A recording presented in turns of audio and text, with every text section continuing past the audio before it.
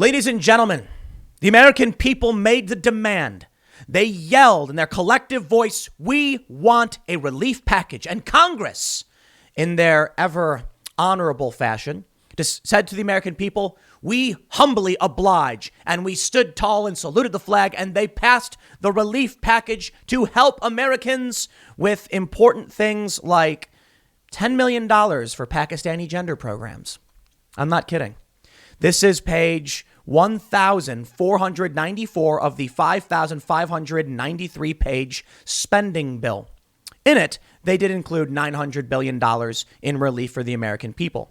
In it, we get to see things like $500 million for Israel, I believe $700 million for Sudan, and $10 million for Pakistani gender programs.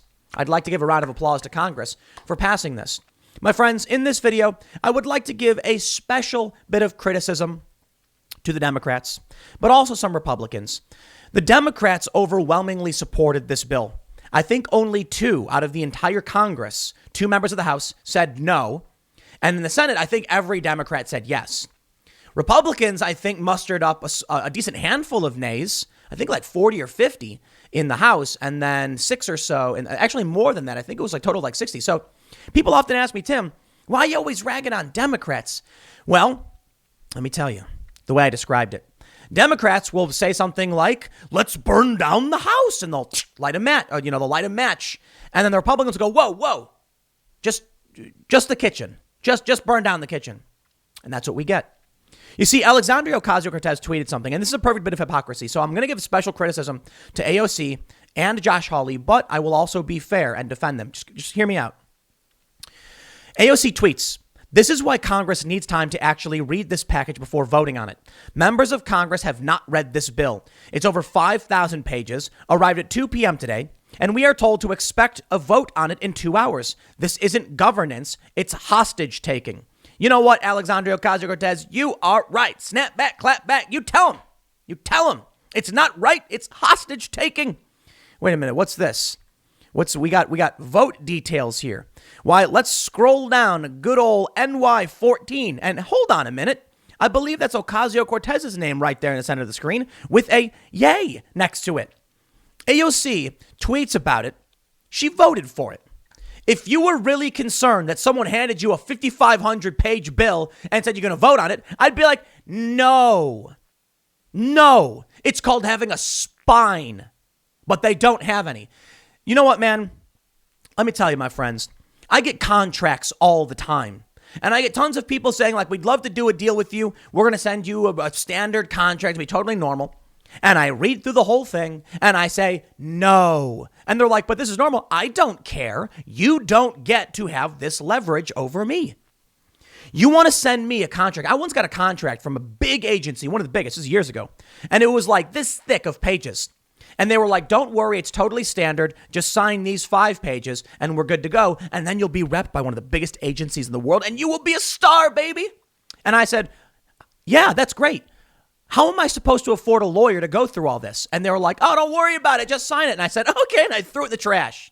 I walked away from one of the big talent agencies because I said, you give me something legitimate. You give me something I can read and sign off on. Otherwise, I'll throw it in the garbage. I had another really big agency recently in the past year. We're going to make you the biggest podcast, baby. And they sent me a contract and I said, no. If you expect me to waste my time reading over your trash because you can't give me a legitimate bill, no. If they took, it's $900 billion for COVID relief. It's 2.3 total with 4 and 8 and a bunch of other nonsense. If they took a bill, one page, $900 billion appropriated to the American people, $2,700 per person, then, and that would be that'd be like babies too. Done. And then people would have a ton of money and they'd have money to go spend. Instead, they give us this relief package with a bunch of other nonsense in it. To be fair, the $900 billion is for COVID relief. So there's like, small business grants and PPP, but there's also like, the Smithsonian and other places are going to be getting a big chunk of money. The bigger issue is not just the COVID stimulus package, which I do think there's a problem with. It's the total $2.3 trillion government spending bill. Now, you see, Twitter is trying to stop this narrative. On Twitter right now, what's happening? Politics. Last night, they say, U.S. Congress passes $900 billion COVID-19 stimulus package as part of a $2.3 trillion government spending bill. What they're trying to say to everybody is all of these things you're seeing about like gender programs, that's not the COVID relief package. That's the omnibus spending bill. COVID relief was just attached to it. As Glenn Greenwald points out, as Yair Rosenberg points out, $500 million to Israel is not technically part of the COVID bill, but a separate bill passed with foreign aid. Still, at the same time, Congress said they can't afford more than $600 in a one-time payment to Americans. And don't forget, I just ragged on AOC, but I'm not leaving Josh Hawley hanging. Josh Hawley says, I will vote yes on COVID relief for one reason and one reason only. It contains direct assistance to working families. That assistance is not nearly enough, fraction of what it should be, but it is something. And for millions of working families, it's help desperately needed. That is the spinelessness of our political class. AOC and Josh Hawley can be like, oh, harumph, I say on Twitter, the bill is bad, but I'll support it. That just means the next time this garbage happens, they'll support it. It's not just about the waste of money. You want to give $500 million to Israel. I totally get it. But I'm sorry, my man. As the saying goes when you're on an airplane, you must secure your own oxygen mask before securing the mask of those sitting next to you. And as our country is falling into despair and economic collapse and starvation and panic and fear, I cannot fathom who in their right mind would be like, well, what is it? We got the federal debt to GDP ratio at 128%. The deficit is skyrocketing. 35% of all U.S. dollars in circulation were printed this year. I got an idea. Let's send millions of dollars to Pakistan for gender programs. Round of applause, Congress. Round of applause, Josh Hawley and AOC. You can come out against it, and I tell you this, I respect you for it. Because all these other people who voted yes on this, yeah, those are the true spineless individuals who are just going to collect a paycheck. Sure, I don't care what's in it. Yes, I didn't read it. Doesn't matter to me. At least Josh Hawley did speak up against it. At least AOC did speak up against it. And AOC was specifically referring to this. The COVID-19 stimulus bill would make illegal streaming a felony. Wait, what? You see what they do here? You see how they do this? Twitter is trying to tell us. Twitter is trying to say, because they're manipulators, just trying to keep you happy, ignoring the corruption and the extraction of the working class in this country. They want you to ignore what's really going on. They attached the COVID relief bill to the omnibus spending package so they could jam garbage like Pakistani gender programs in it, and you wouldn't say anything about it. And people like Josh Hawley and AOC would be like, but I have to say yes to it. Otherwise, the working families won't get $600. I get it. Working families need that $600. But how could it be that we are watching the government club us over the back of the head for a year so that we can't work? They reach into our wallets, they rip the cash out of it, they shuffle through the money, take $100, give $80 to some random person, say, here's 20 for you. And we're supposed to say, thank you so much for giving me $20. The Democratic governors destroyed the economy. And now they are extracting the value of the working class. This money that is being printed, it is diluting the value. There is the GDP is, like I said, the federal debt to GDP ratio, 128%. The working class are losing property.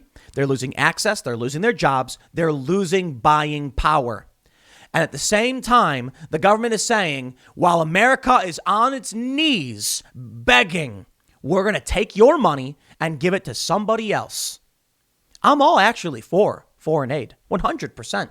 I am not a staunch America only, America first, or anything like that. I'm actually moderately internationalist, to nationalist, not a staunch nationalist. But I recognize the sheer absurdity of being in an airplane as the cabin depressurizes, everyone's gasping for air, and you're like, quick, let's put the oxygen mask on that person. No, you put it on yourself to make sure you can breathe and don't pass out, and then start helping others. Because if everybody just started looking around at someone else, they'd all pass out. Talk about the sheer absurdity of a pathetic and feckless political class. Now, AOC says this isn't governance, it's hostage taking. She's right. She is. Because what's happening is the American people in their desperation are begging, please, anything. Trump in October said, get me a bill, $1,200 stimulus, and I will sign it. And they didn't do it. And I blame Republicans as much as I blame Democrats. Don't get me wrong. Like I said, Josh Hawley comes out like, this is a really bad bill. He says, here comes a list of corporate and government giveaways. Remember, negotiator said we couldn't give working people a single penny more. Posturing. I don't believe Josh Hawley. I'm sorry. I don't care. I normally like the guy because I've seen him fight against big tech censorship. But when he comes out and says, this is so bad for the working people, I'm so angry as I'm voting yes on this. Could you imagine if our politicians had spines? Man, this is why I would never want to be in government, never want to be. But I'll tell you this. If it were me and I was sitting in that chamber and they're like, how many vote yes on this? I'd be like, can I vote no twice? Can I like crumple up the paper and like slam it on the ground and say harumph and like shake my fist? Because no isn't enough. Let me give a shout out to some special people. Now, when we look over at GovTrack Congress, you can see there were 6 Republicans in the Senate who voted against this. But every Democrat and the independents voted yes on this. When you look at the House, this is actually really interesting. Republicans, we have 50 Republicans voting no, 17 Republicans not voting at all, only 2 Democrats voted no. 1 Libertarian voted no. And that's what's his face? I can't remember the guy's name, whatever. But I'm going to give a shout out right here. Notable votes. There were 2 Democrats who said no to this, and they have my respect. Tulsi Gabbard, of course, said no. And as most of you know, I'm a big fan of Tulsi Gabbard, especially in these past couple of weeks. She has really been hitting it out of the park. I'm not going to pretend that she's perfect. I'm also a big fan of Rand Paul. I'm not going to pretend he's perfect either, but some of my favorite politicians. But now, this one may surprise many of you. Rashida Tlaib voted no. And I don't know why she voted no. And that could be, it could be because she wanted more money and stimulus or something, but I don't care. Voting no on this was the right thing. Look, earlier in the year, I said vote yes on the stimulus package, and we'll come back and maybe look at it and realize we made many mistakes. But that was a desperate time, very desperate. We were watching these videos. We were all worried, and we all agreed to work together, slow the spread, 15 days, 21 days, 45 days. Now what? You see, early on, it made sense because we all agreed if we lock everything down for a little bit, we'll slow the spread to stop the hospitals from being overwhelmed. That was the point. We needed to make sure the spread of this virus was limited. And then they locked us down forever. And now they're telling us it's going to be 2 years. Now they're telling us there's a new strain. Now they're telling us we're not sure if the vaccine will be effective. Now they're saying that the new strain spreads in children. Oh no, schools. It's never going to end. And so now we have the bloat bill with a bunch of garbage just jammed up into it. And at a time when they told us we can only afford to give you $600, they're giving half a billion to Israel in foreign aid. They're giving $10 million to Pakistani gender programs. And my favorite part of this bill, this was Ford Fisher tweeted this out. In the bill, I can't remember which page it's on, they are going to legalize depictions of Smokey the Bear smoking, I guess. I guess it's illegal. So apparently they sell art of Smokey the Bear. Only you can prevent forest fires. Smokey the Bear smoking, but you can't buy them in the U.S. Congratulations. That's what your politicians got you. You know what happens? When the American people were begging, they looked around and said, all right, I'll give you some of your own money back, but I get to have depictions of Smokey the Bear smoking. And we're like, fine, whatever. I'm going to give a bunch of your money to that guy over there. Fine, whatever. All right, I'll give another bunch of your money to that guy over there for gender programs. And they were like, please, fine. What people don't realize about all this is that the $2.3 trillion that's being spent, making the deficit, expanding the deficit, expanding the debt, is your money. You. They took it from you. They're betting against you. They're borrowing against your income tax and your labor. And then they're throwing you back a tiny piece and saying, have at it. And you're supposed to be happy. You know what I want to see? I want to see more Rand Pauls. I want to see more of these. Look at this. I tell you, this is exactly why I rag on Democrats all the time. Look at the list of people who voted no, just right here. You do have a bunch of other Republicans who voted no or abstained. But we've got people like Justin Amash. That's his name. That's the libertarian guy. He voted no. Bravo, good sir. Never been the biggest fan of him or Rashida Tlaib, but I respect them tremendously, and I want to give them a legitimate round of applause for saying no to this. I look at Jim Jordan. I look at Thomas Massey. These are the people that I often say, yeah, they're doing all right. They're okay, guys. I don't know who many of these people are, but you can see the usual players are the ones saying no. Of course, my good friend Rand Paul. I'm not actually friends with Rand Paul. I'm just saying I'm a big fan of Rand Paul. I've never actually met the guy, but this is exactly it. People like Rand Paul standing up and saying no, just like his dad. Good old Ron Paul, Dr. No. Ron Paul, famous for just saying no to all of this government spending and trash. I'll tell you what they're doing to us right now. In our most desperate time, all of these people are jamming in nonsense. Look at this. The Verge, sweeping new copyright measures poised to pass in spending bill.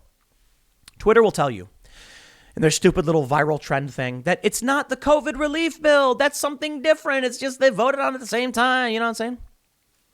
Would this have passed? Would gender program money passed if these Democrats and Republicans weren't being screamed at by people about how they needed stimulus package? Josh Hawley said that the only reason he's voting for this is because it provides direct assistance to working families. If it wasn't for the $600, would he have said no? He should have said no either way, but he didn't. He supported it. And Rand Paul lit up the floor. Fox News reports. Senator Rand Paul addressed the Senate Monday afternoon as his colleagues prepared to vote for a $900 billion coronavirus relief package and told his fellow Republicans who backed the stimulus they are no better than Democrats they criticize who align themselves with socialism. To so-called conservatives who are quick to identify the socialism of Democrats, if you vote for this spending monstrosity, you are no better. The House passed the relief package, and lawmakers tacked on a $1.4 trillion catch-all spending bill prior to the Christmas holiday. Oh, it's so good. They did it at a time when they thought no one would be paying attention. They did it at a time when people were most desperate. And instead of coming out and saying, we are taking $1.4 trillion of your money to give to who knows what and who knows where, they said, we are voting to give you $600. As if that would be enough to do anything for the average working family, but sure.